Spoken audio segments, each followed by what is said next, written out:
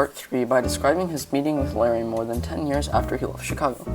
Larry explains that after he broke off his engagement with Isabel, he decided to travel to northern France to work in the coal mines. There he lived in a house with a woman and her 2 children and an ex-Polish officer by the name of Kosti. After work, the two would go to the bistro, have a couple of drinks, play cards, in which he cheated, and talk about life and God. In the spring, they decided to travel to Germany on the Rhine to get a job during the harvesting season.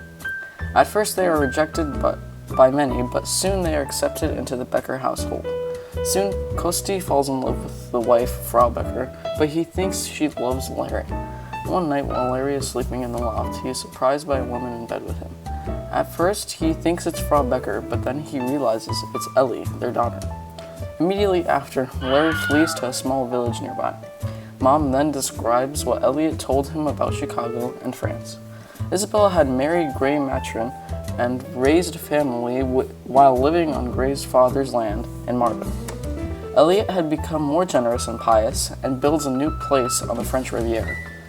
After the market crashed in 1929, Elliot withdrew his funds from the American banks and took them back to France. However, the Matron business fell apart, leaving Gray and Isabel extremely poor.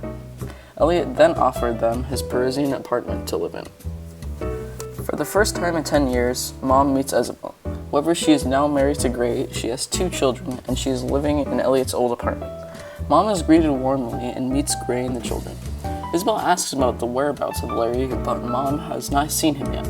Within the next couple of weeks, Mom meets Larry again, tells Isabel, and one day all 3 and Gray meet together. Larry talks about his time in India studying and meditating with the yogis. Furthermore, Larry uses psychological methods to cure Gray of all his recurring headaches. Mom later talks to Isabel about Larry, and he senses that she still loves him. Finally, Mom makes a note of Suzanne, a model, who also fell in love with Larry. She describes how peculiar Larry is and how he doesn't seem to have any sense of passion.